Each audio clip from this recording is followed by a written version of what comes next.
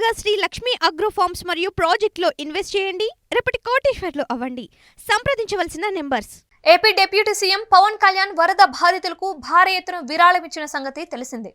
2 తెలుగు రాష్ట్రాలకు ₹1,00,00,000 చొప్పున విరాళం ప్రకటించారు. అలాగే వరద ముప్పులో చిక్కుకున్న పంచాయతీలకు ₹1,00,000 చొప్పున మరో ₹4 కోట్ల తన వ్యక్తిగత సంపద నుంచి ఇస్తున్నారు. మొత్తం మీద అందరు హీరోల కంటే అత్యధికంగా ₹6 కోట్ల భారీ విరాళాన్ని ప్రకటించారు. వరద బాధితులను తాను పరామర్శించడం లేదని వైసీపీ చేస్తున్న ఆరోపణలపై పవన్ స్పందించారు. తాను వరద ప్రభావిత ప్రాంతాల్లో పర్యటిస్తే సహాయక చర్యలకు ఆటంకం కలుగుతుంది అన్నారు.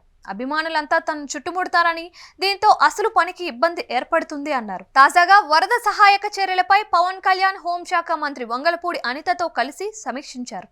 ఈ సందర్భంగా పవన్ కళ్యాణ్ మీడియాకు వరద సహాయక చర్యలను వివరించారు. డ్రోన్ల ద్వారా వరద ప్రభావిత ప్రాంతాల్లో నిత్యావసర వస్తువులను, కూరగాయలను, మందులను, పాలను, ఆహారాన్ని సరఫరా చేస్తున్నామని చెప్పారు. ఈ క్రమంలో ఆయన మీడియాకు ఒక ఫోటోను చూపించారు.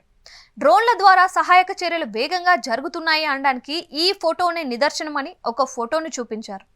ఆ ఫోటోలో ఒక వృద్ధురాలికి డ్రోన్ ద్వారా ఆహారం, ఇతర పదార్థాలు అందిస్తున్నట్లుగా ఉంది. అయితే అది ఏఐ ఆర్టిఫిషియల్ ఇంటెలిజెంట్ ఫోటో అని వైసీపీ ట్రోల్స్కు దిగింది. ఆ ఫోటో పైన ఏఐ మోడల్ చిత్రం అని ఉందని వెల్లడించింది. అయినా డిప్యూటీ సీఎం పవన్ కళ్యాణ్ ప్రజలకు, మీడియాకు తప్పుడు సమాచారం ఇస్తున్నారని మండిపడింది. ఏఐ చిత్రానికి, సాధారణ చిత్రాలకు కూడా ఆయనకు తేడా తెలియదని ట్రోల్ చేసింది. కూటమి ప్రభుత్వం ఫేక్ ప్రచారాలు చేస్తుందని ఎద్దేవా చేసింది. ఈ ఫోటో ద్వారా పవన్ కళ్యాణ్తో పాటు ప్రభుత్వం కూడా అడ్డంగా బుక్ అయిందని వైసీపీ విమర్శించింది. ఆ డ్రోన్ ఫోటోను ముందు పోస్ట్ చేసిన పవన్ కళ్యాణ్ విమర్శలు రావడంతో ఆ చిత్రాన్ని డిలీట్ చేశారని వైసీపీ విమర్శలు గుప్పించింది. వరద బాధితుల్లో ప్రజలు ఉంటే సహాయం చేయకపోగా ప్యాకేజీ తీసుకుని చంద్రబాబు భజన్లో పవన్ కళ్యాణ్ మునిగి తేలుతున్నారని ఆరోపించింది.